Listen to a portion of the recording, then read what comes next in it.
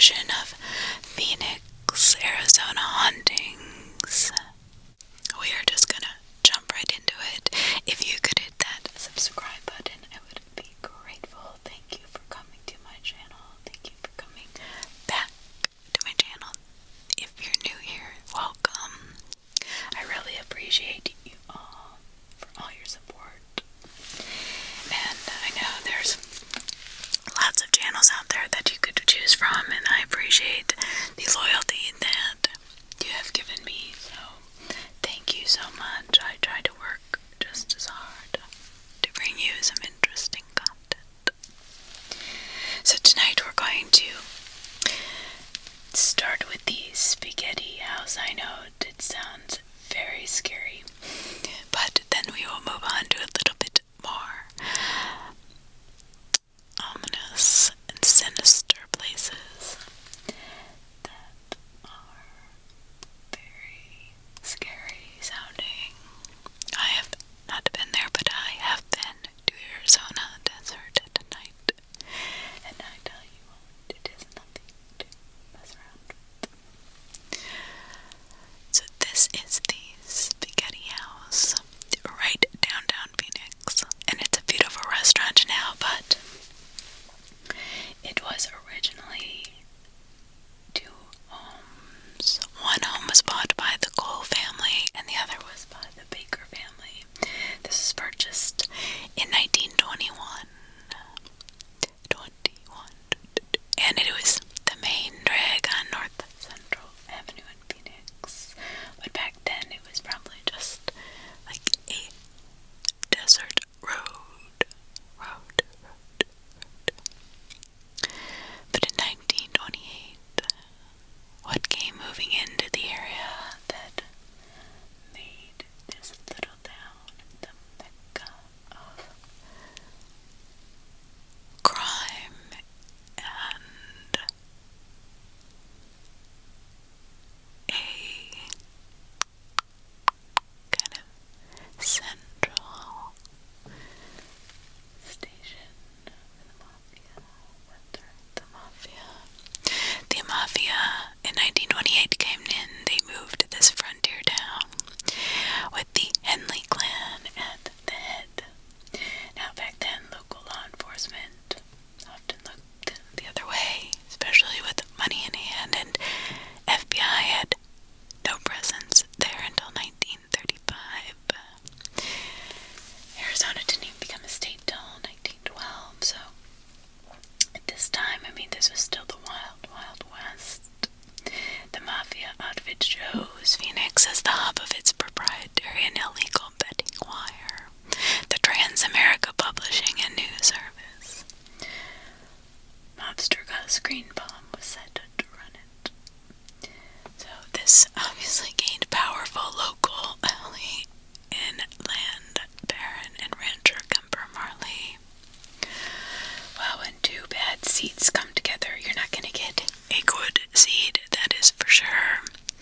So now there's no police to control them. And what happens when two crime syndicates come together? Well, more crime and corruption grows.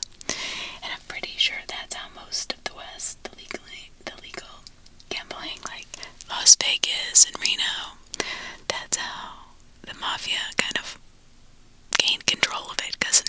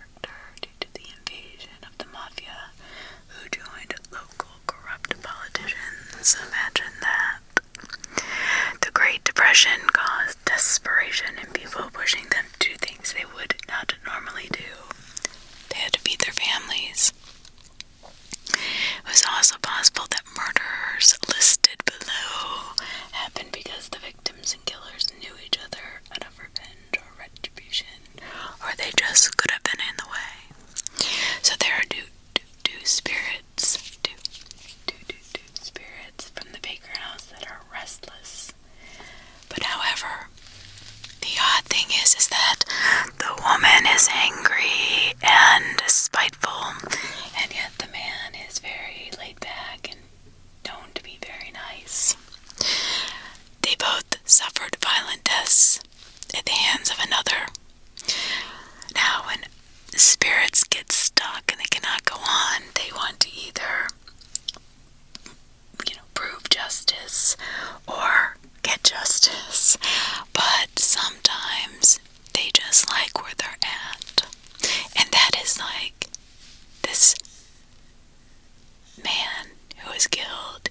He is really actually very comfortable in the spaghetti house.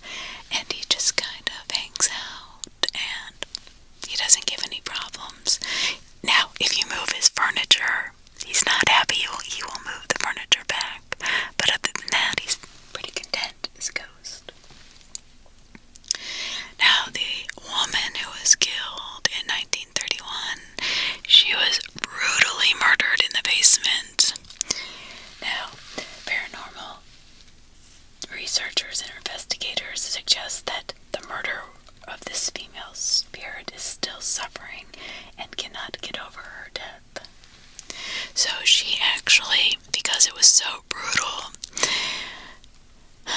they don't really want to admit they are dead, is what this one investigator is saying, and they're trying to continue their life as a spirit as best they can, but they're still pissed. So, like with the employees of the spaghetti house, if you go down to get some wine in the cellar, well, don't be surprised if you might be attacked by this very angry spirit, woman spirit. She'll turn the lights on and off. She may actually attack you. She will whisper in your ear. You will hear voices. I don't know, it's very creepy. But the man is just floating down the halls. The original Baker house, his footsteps are heard going up and down the stairs in his house. He likes to move the furniture to suit himself. As he goes around and does his business, he turns his lights off and on. That's it. But the woman, you will hear cry, shriek, screams, and she makes very cold spots that actually chatter people's teeth when they walk down there. Now, I personally would not want to have to go down there by myself at all and get some wine. I think I'd be like, I need somebody to come with me, just in case she decides to be in a bad mood. So, has there been any paranormal proof EVPs? No. Well, nothing that has ever been shared with the public, though private investigations might have been done to see if the spirits were actually dangerous before they brought people there to work. But the staff and the owners have reported the paranormal activity that has been explained pretty clearly, and their stories all match up. So I would say yes, that sometimes you don't need an EVP or an investigator to prove something that is so obvious. So the question is this spaghetti house still haunted? Well, everybody says probably so.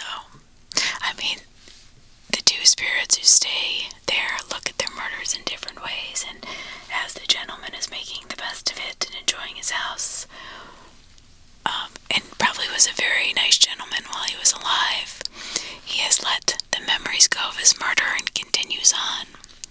Now, the female is negative emotion, anger, and grief, not willing or capable of letting go and crossing over to the loved ones on the other side. If she has loved ones, you don't know back then. You don't.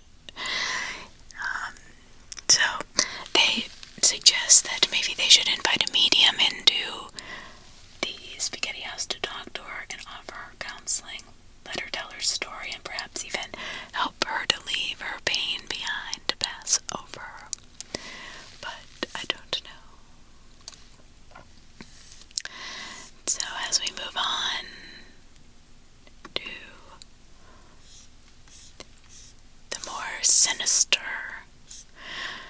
this is from, wait, hold on, that's not it. Yeah, alright. Now this is from, no, I went through like 20 websites. This is actually a group called The Most Haunted Places in Phoenix. And the blogger is Phoenix Ghosts, so they know what they're doing. If I was gonna go ghost hunting, or I wanted to know where to go, the best, scariest places would be definitely, I would go to somebody who specializes in them. Well, these ghost hunters, must I say, suggest that the Hotel Congress in Tucson near Phoenix has it all. In the vein of haunting and scare factor, it is exactly a 5-star. What you want if you're looking to scare the crap out of yourself. Now, it's not exactly a 5-star in other departments. The hotel has an incredibly sketchy history, and some of the history is he was being a part in the manhunt for John Dillinger, one of the most notorious outlaws, being ground zero for numerous deaths.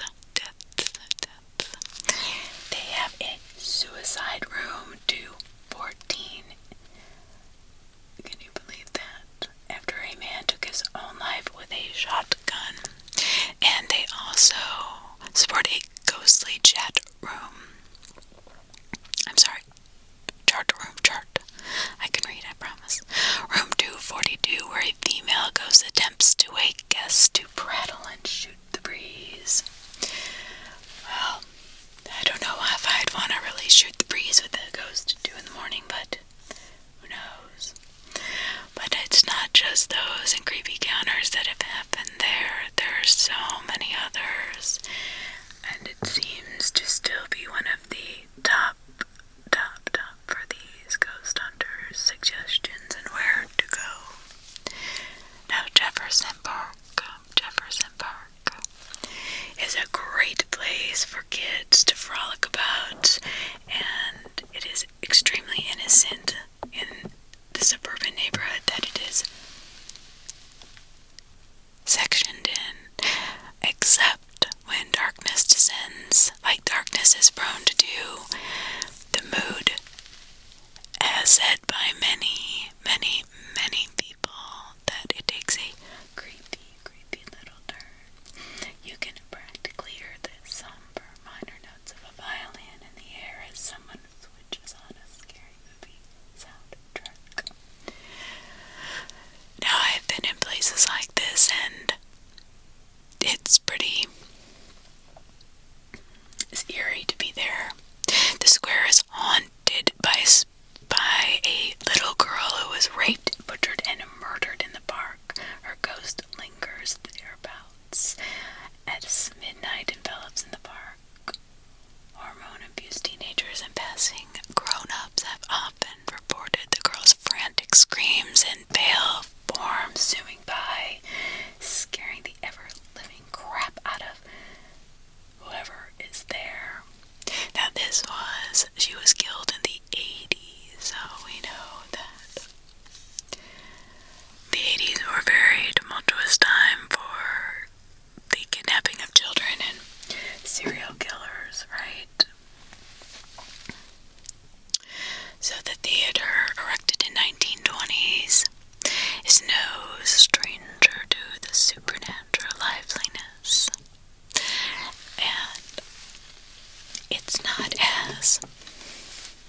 is not as scary as the last place we talked about, but Harry Nace died under mysterious circumstances, 2 gunshot wounds that the coroner just seemed a little bit strange.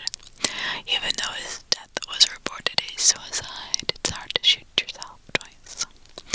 Also, a ghost named Maddie reports have shown up.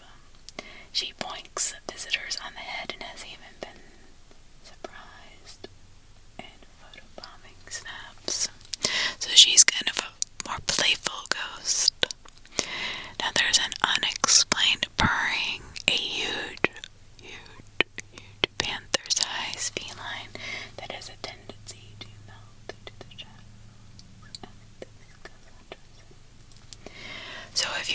ghost hunters yourself, you can undergo the wrath-filled roller coaster firsthand.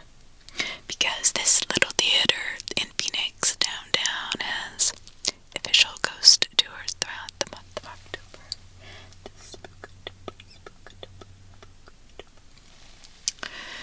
The Rosson House. This is a beautiful house built in 1895, and like all grand archaic buildings that have a gothic theme to it, but it is very spooky. I mean, just looking at the pictures, you can Google it, and the Rosson House, Rosson, and it is very spooky just from the outside, but it is now a museum. Now this page says that tales of eerie happenings plague its history, but I didn't find that on other websites, so like I said, if you want to go to the best, you got to go to the pros. So the Rosson House is, even though it's a museum, there's records of footsteps coming down those stairs. Unexplained, locking people out of heavy doors, just all of a sudden. Hellish heat emitting from cold fireplaces, shades melting into walls, screams in the middle of the night, and knocking outside the windows. Two stories up. The Hermosa Inn. Now this is a gorgeous hotel. Charming suites, beautiful rooms. Definitely a very nice place to visit if you want a relaxing vacation, except for casita, atmosphere, polka dancing, poltergeist with a taste for drama and a need to hog up the spotlight. It will be in your way. Old West vibe meets the Overlook Hotel, and who's the rascally ghost that haunts this place? Well, this ghost, well, she likes to harass couples and honeymooners. I don't know if she's jealous or what, but she seems to really bother people who are with their significant other. She also loves to break bottles, cause hissy fits in the middle of a reception, and even sprout out in a birthday suit with nothing more than a cowboy hat on and a pair of 6 shooters in each hand. Evidence in that death. Artistic types will always have a tendency to act strange and bizarre, and that was not the woman. This was Alonzo Magarici.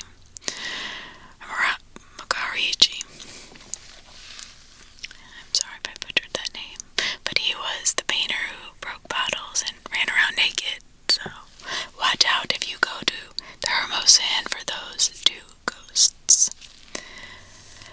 They like a flair for the drama and the fun and the bizarre, so yep, that's right. The fun and the bizarre, you've got to watch out for those ghosts. They will get you every time. Deer Valley School.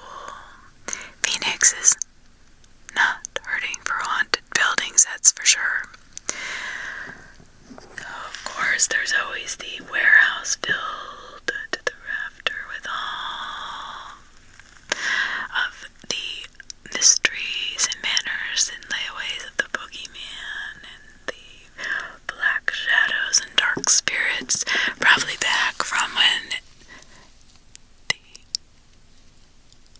mafia was there.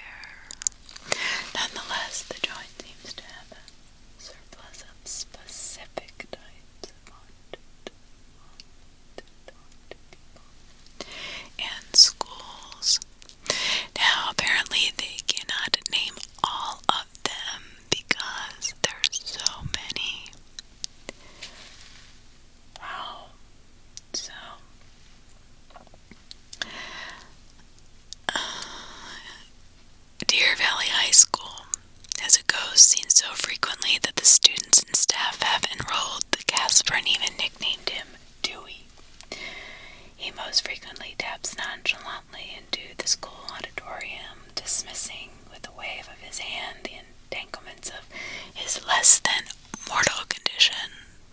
The veil ain't got nothing on him. He also has an inclination for messing around with the lights and the projectors. Socorro Boulevard. Unfortunately, this is where the young girl was murdered in the 80s. I apologize. It's a terrible, gruesome, dramatic place to talk about. In the early 1980s, as many children were, a young girl was abducted, violated, and murdered in Phoenix. And one of the most haunted spots in Phoenix is Socorro Boulevard. Back in those days, it's one of Phoenix's least tourist-friendly spots. It was an area full of potential, looking for visionaries with a mind for gentrification. The cops, they searched everywhere and finally discovered her body in different pieces, hidden in a variety of spots throughout the house located at Socorro Boulevard. So, this poor kid was kidnapped, tortured, and killed, and later severed into chunks of the bleep bleep bleep could get away with it. So is there any wonder why this area is haunted? If I were her, I would definitely be doing some haunting. And I would want somebody to talk to me so I could find or pinpoint my killer. But the problem is, you may be able to get the killer's name from somebody that's a ghost, but to prove it was that person is a whole other story. Chandler High School. So, the thing is that in 1914, just 2 years after Arizona was declared a state, so 1912, so in Arizona, it's a state, numerous folks had dozens of supernatural encounters in the school, including the teaching staff, students, parents, administrators, visitors, and custodians. They don't really know why, but more or less focused on the second-story floor of the school's north wing. Now, that was the oldest structure of the school campus. I don't know why, and it doesn't say as to why that is so haunted, and why there's so many ghosts and entities in that area. Pioneer Living History Museum. So it's just basically a conglomerate of 26 separate structures, varying in ages from the 19th century to 1912. Now, buildings have been moved to the historical district from dozens of places around the state, and each came with its own special ghost. The houses are nothing short of happy meals, basically, as this author says. The proprietor bought them for their nuggets and got a cheap trinket as a bonus. It's kind of sad, actually. I care about ghosts, I do, and I don't think that's a way to build a kind of a museum for them. But who am I? Caretaker Ken Johnson reported all sorts of supernatural happenings, disembodied voices of children singing in the old schoolhouse, dark shadow figures out of the opera house, and ice cold blasts of air getting felt up by unseen hands that would freak me out. Visitors constantly talk about odd feelings of uneasiness and spotting some shadow figures out of the corner of their eyes. Now, saving the best, absolutely last, because not only did I find this on every website about hauntings in Phoenix, but I saw a blog where this man said he was not a believer in ghosts before he went to the Superstition Mountains, but when he left, he said he believed in everything from ghosts to skinwalkers to shadow people to whatever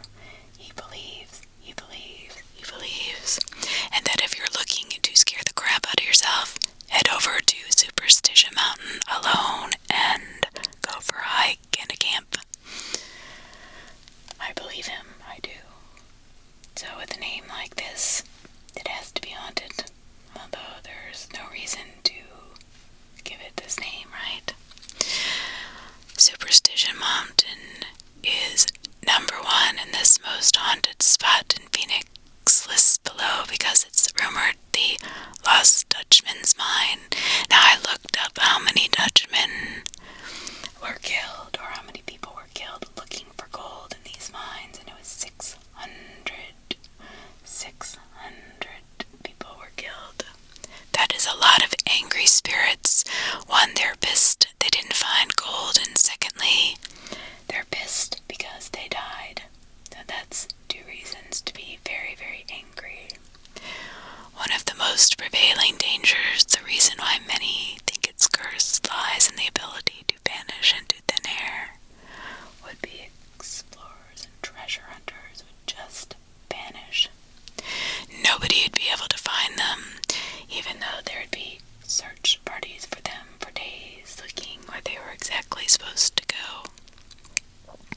So the mine is not only just a place where many people had died, it's also believed to be cursed, full of monsters, rampaging cannibals, and guardian spirits.